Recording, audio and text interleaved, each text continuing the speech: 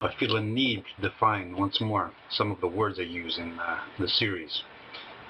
I've done so before, but I think it is required again to amplify what I am saying, to clarify it within the context I've set up in this war like no other series of videos.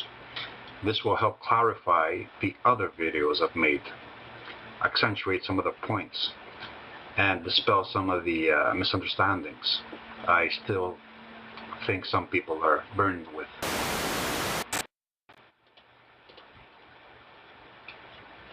Meme.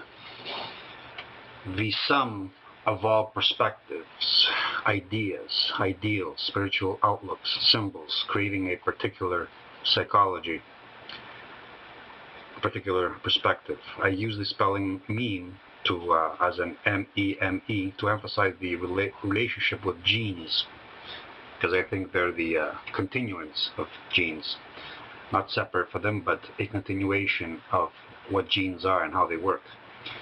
Genes are codes evolved within particular environments, passing on a way of organizing energies, creating an organism. They are biological programming created by trial and error, naturally selected, in other words, directing energies and placing them in relationship to each other within a context. A gene represents a probability within the possibilities of the world. These probabilities are inherited, changed, and then passed on. In this inheriting and passing forth phase, mutations occur during reproduction. Slight effects from environmental conditions can cause these small divergences. Another way of saying probability is higher possibility or pattern. Ordering is a patterned behavior. That's the definition of order. It's a phenomena, behavior showing a pattern, a predictable pattern. Memes are also codes of conduct, codes of acting, which includes both behavior and thinking, thinking being an act. Language is the medium by which memes are propagated. Letters, words are akin to nucleotides and DNA. Memes organizing organisms into societies, resulting in cultures. Just as the genes direct energies to create an organism, organizing bioenergies, so does a meme direct organisms, resulting in a super organism, a tribe, a city, a nation, a culture. A civilization is the end product of this cultural organization. A meme also establishes probabilities, as it represents a way of thinking which directs possibility towards a particular outcome, an ideal, an objective. The ideal is the projected desirable outcome of every mimetic unity. An ideal is constructed by using ideas. Like all projected ideals or objectives, it helps orient the organism and direct its will. Ideas are directed and organized by mimetic predispositions. As with genetic transference, mimetic replication also results in mutations caused by particular environmental conditions affecting the mimetic replication at the moment of transference. This is how ideas and consequently ideals morph and change over time. This is also how memes result in a splintering. An idea commences as a unit and then it splinters off into subcategories, into collateral ideals, sometimes resulting in conflict, such as the Cold War or communism in Christianity, which comes from a common root and yet results in a conflict. Also, as with genetics, memes cannot escape their past, but are the manifestation of the sum total of everything which made it possible, and everything that occurred during its becoming. This is why memes may alter and show variations over time, but they adhere to some basic shared principles. They adhere to a memory, which is what the code is. It's a transference of memory. More on this later. With genetics, evolution does not make the modern, the current, totally alien from the primal, the previous. With memetics, the current representation of the inherited is related to what preceded it. And for this reason, secular humanism, for example, can be traced back to Judaism as a worldview, an attitude, a psychology directly linked to mimetic inheritance with Christianity, and from there with Judaism. We can proceed further back, but we'll stop there. Evolution applies to memes as it does to genes. With genes, an organism is fertilized with the genes of another organism, resulting in splicing and recombination. This is the point where mutations occur. The resulting recombination then gestates for a period of time and is then birthed as an organism, a new organizing unity, now with its own possibilities, but still limited by inherited probabilities. Will is not free, after all. It's prohibited by its own nature. With memes, an organization, a superorganism, a culture, and ideology fertilizes the brain with words. It does so linguistically. The understanding of the fertilizing unity, playing the part of the male in this example, is transferred using words to another brain. In the transference, mutations may occur, resulting in cultural divergence and differing interpretations of the same words, the same ideas, and so resulting in different variants of the ideal, the shared ideal. These ideas, transferred using language, then gestate in the brain for a period of time and are birthed as the individual's brain's outlook, its character, its psychology, its perspective. Where meme and gene differ is in method. Genes rely on trial and error, on blind natural selection, where the environment filters out using the female sex and directs genetic outcomes. With meme, the guiding principle is willful, conscious, and directed towards a projected objective, which we call an idea or an ideal. The female's filtering role is usurped by masculine control. That's why it must be controlled and directed. Female sexuality must be dominated. This is where the conflict and the animosity between the sexes begins. The method used to spread the nihilistic meme begins by hijacking and redefining words. Words referring to concepts, abstractions, ideas, ideals. Concepts which in turn refer to the world. Nihilism redefines words, essentially turning them into their opposite or harnessing them to a particular perspective where the moment the word is spoken and heard, the idea and all the sensations, emotions, images which have become associated with it, ingrained into the mind through constant repetition, Pavlovian training, to the point where the word and the idea it symbolizes are now permanently connected with these sensations, emotions, and images. This is how manipulation works. This is how politics works. This is how the system controls the masses. Particular emphasis should be given to how words become associated with emotions, such as love, hate, envy, because nihilism, being totally detached from reality, or attempting to detach itself from it, offers pipe dreams and utopias and paradises. And it can only refer back to conceptions which are detached from reality. It must avoid referring its own ideas to the perceived reality because it is incapable of doing so, since its conceptions are detached from the real. This is why you'll find many liberals unable or unwilling to refer back to natural behavioral patterns as exhibited by other species. They feel uncomfortable doing so because they cannot support their views by doing so. So what they do is they claim that man is so complex as to be totally void of any animalistic behavior, that What applies to animals does not apply to humans. This is the way of detaching from nature. Its strongest mechanism is achieving this feat of self-delusion and convenient escapism by using emotions. Emotions are nothing more than automatic reactions created in time, naturally, to particular stimuli.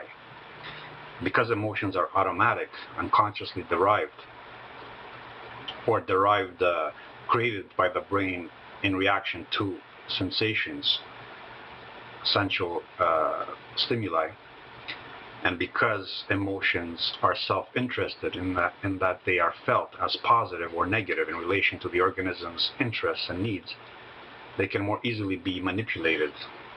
They are primal and visceral, and they are often used by the progressives and the pseudo-intellectual, rationalistic, enlightened ones to pretend to be above the primal, when, in fact, their entire argumentation rests on the visceral, the intuitive, the instinctive, the primitive, subjective, organic reaction to stimuli.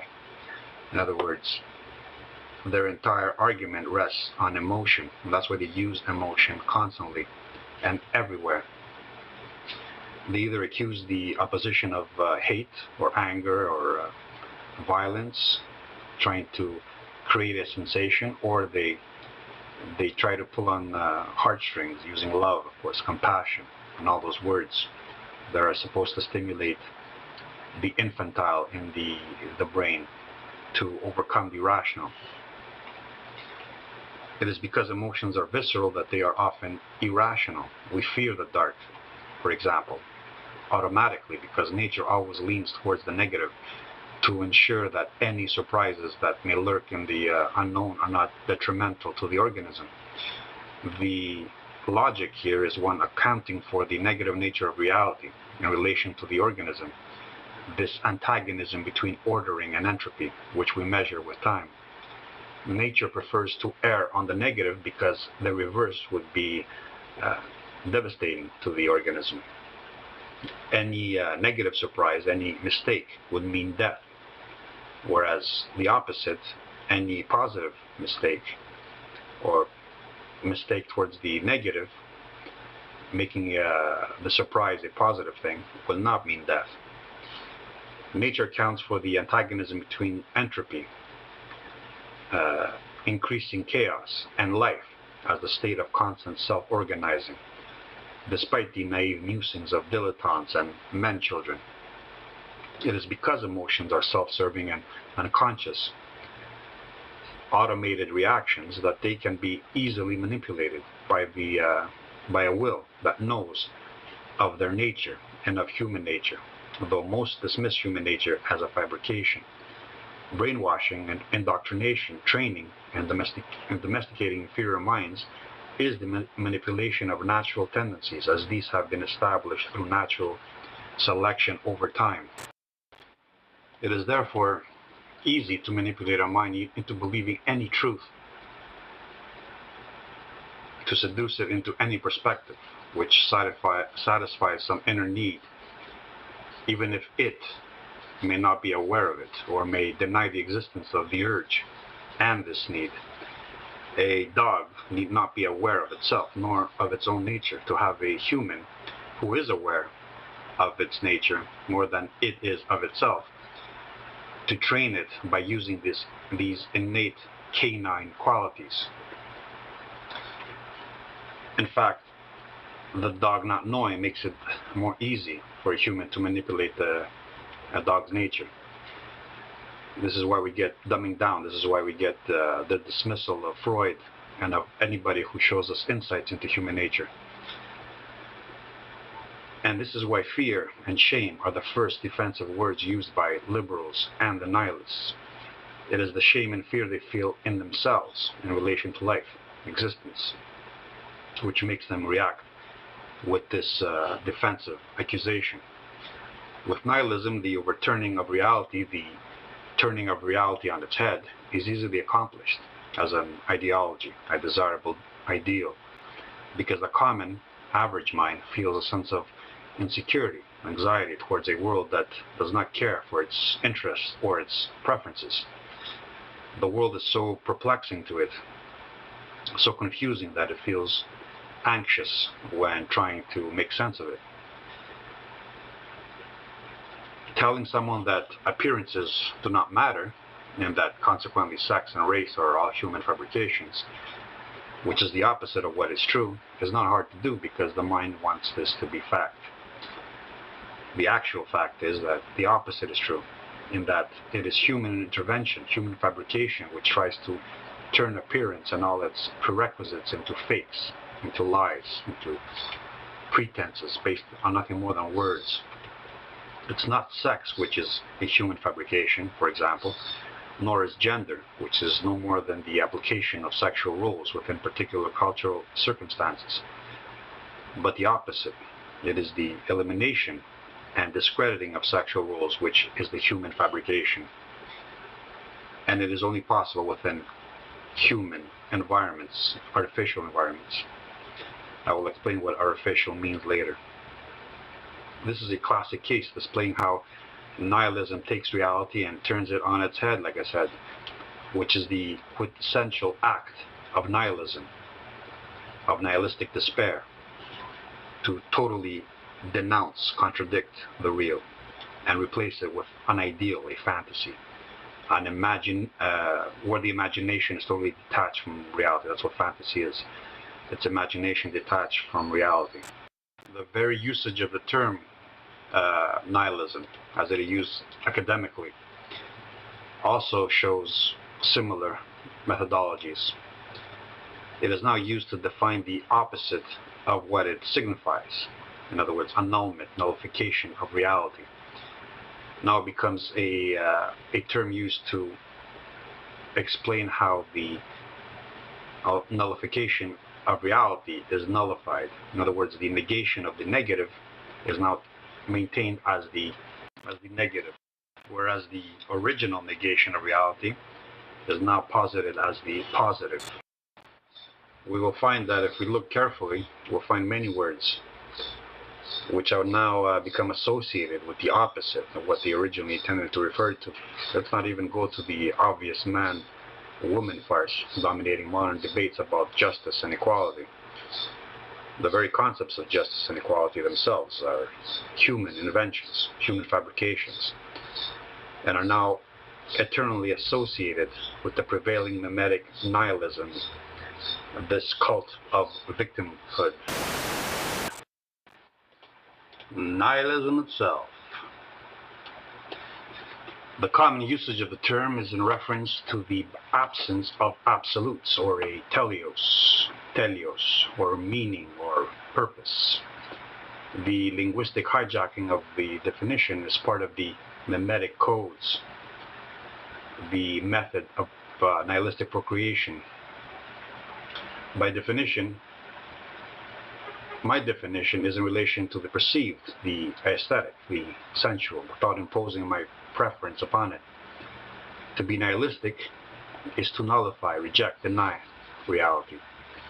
Reality as it is perceived, imagining instead hidden worlds, absolutes which can never be seen or justified,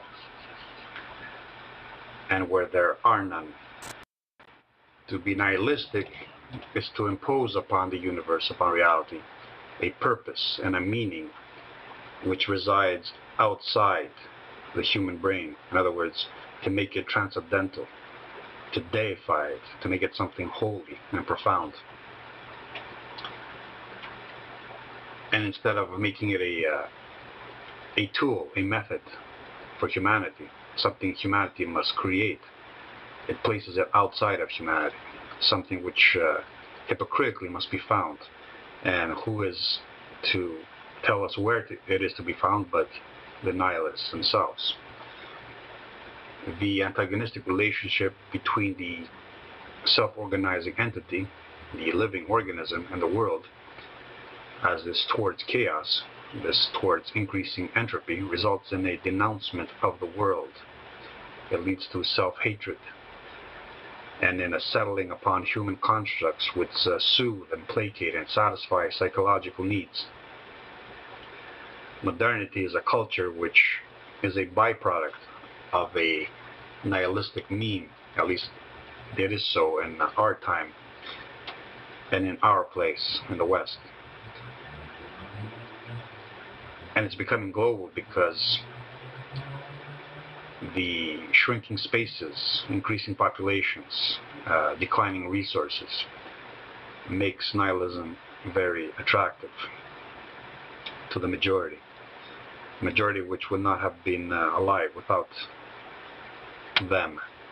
A nihilistic meme is a meme resulting in a worldview, a mindset, a psychology which contradicts everything perceived, everything sensual, everything aesthetic.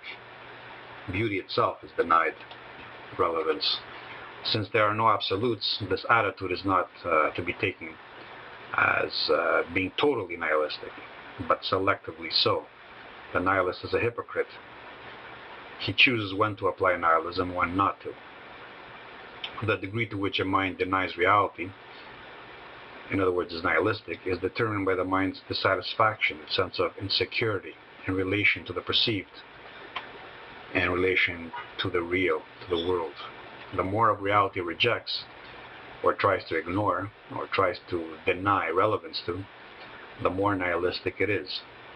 Solipsism is the end result of this psychological tendency, a form of self-referential cocooning, intellectual cocooning, where the mind does not reference the sensual, the empirical, the world directly, but references and defers to another mind's conceptions, defers to another mind's opinions, perspectives.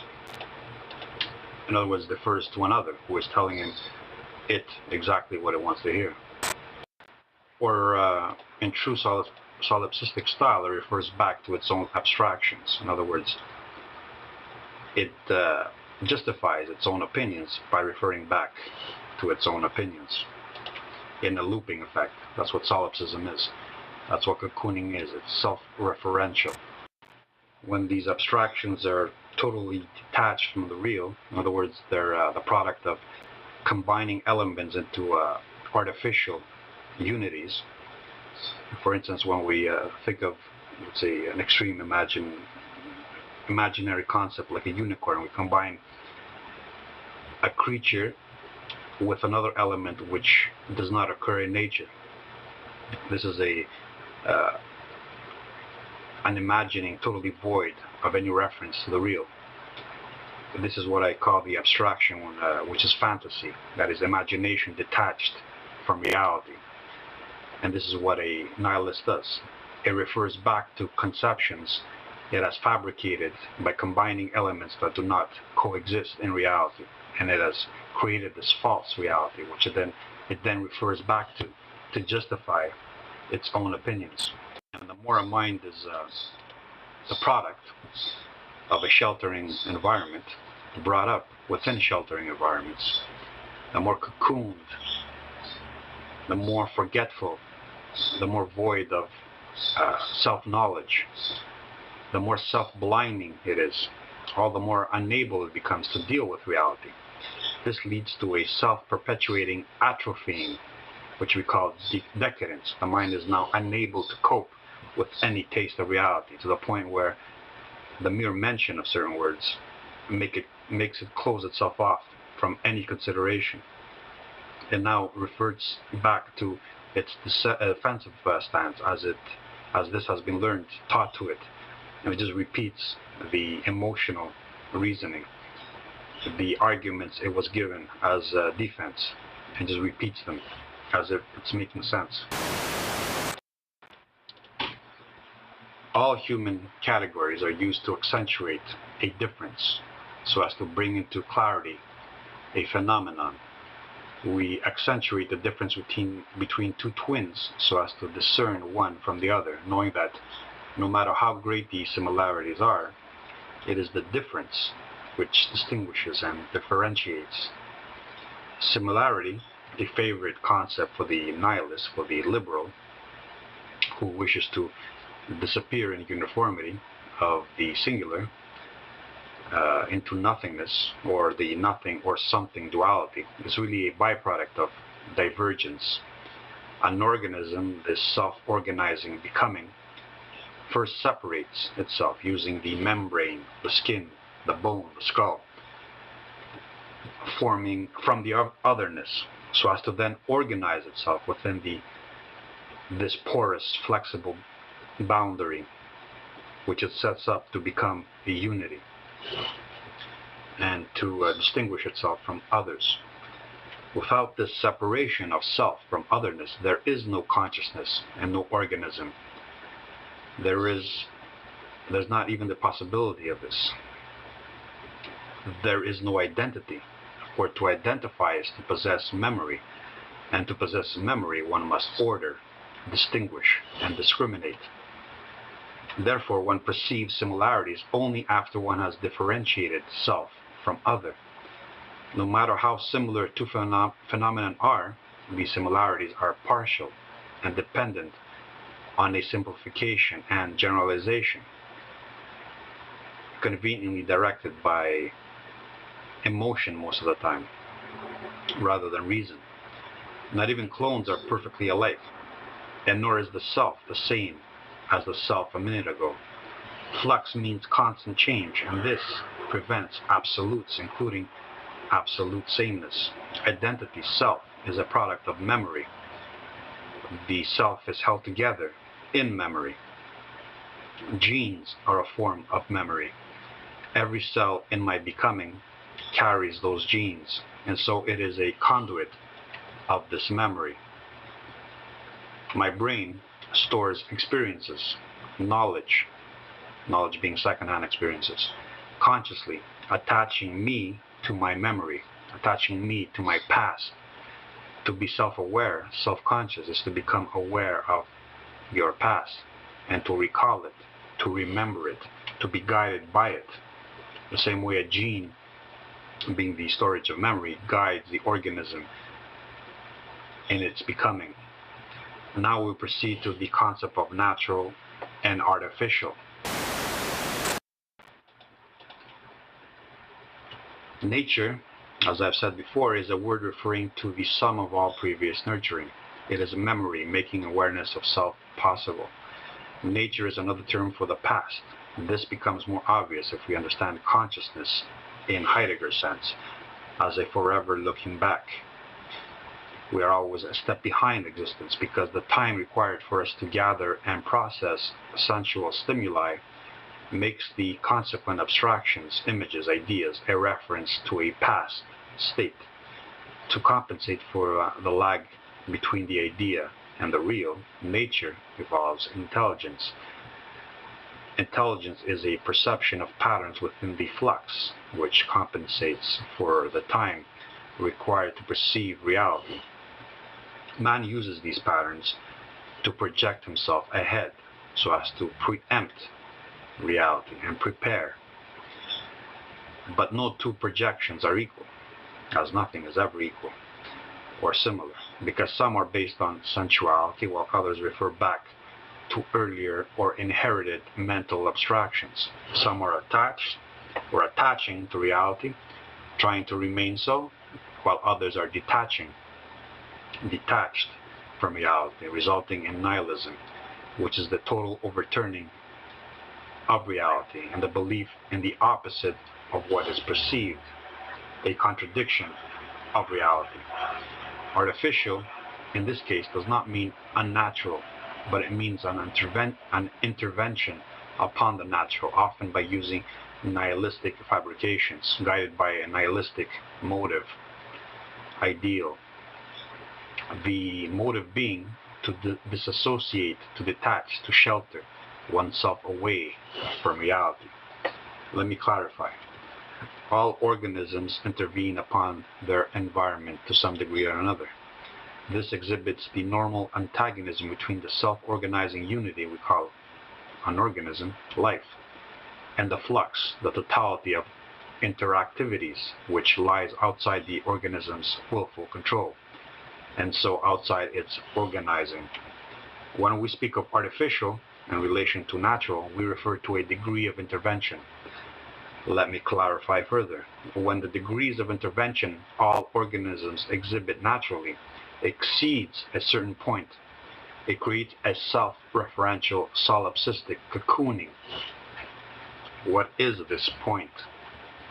It is the point where the intervention and its consequences begin to affect the organism to a higher degree than the environment intervened upon.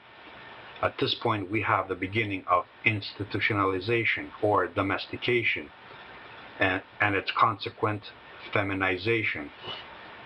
When I use the term artificial environment, I mean the totality of human interventions upon nature, culminating in a man-made environment which now affects and directs human fate to a greater degree than does the natural environment man originally intervened upon. This, of course, implies a disharmony with nature, with all the collateral effects this entails. This produces not only benefits, but pollutants, both materially and genetically, which in turn demand further interventions. The snowballing effect leads to the necessity for more and more energies to be dedicated towards maintaining the artificial environment, in this way inhibiting growth and resulting in decay. The system eventually implodes, growing old over time, under the weight of its own actions. To compensate for this disharmony, this natural decline, which is essentially nature correcting itself, man must continuously find resources to energize his own artificial realities. Capitalism, with its association of value with market growth, is one example of this scramble to find energies to correct what man has done in the past and is continuing to do in the present. But the left, being part of the same system founded on nihilism, dreams of infinite technological corrections of two natural processes, so as to bring about its utopian, perfect world free of need, strife, discrimination, in other words, free of consciousness, and free of division, a concept of uniformity where the idea of individuality loses all meaning and must now be redefined in accordance with newfound nihilistic linguistic acrobatics.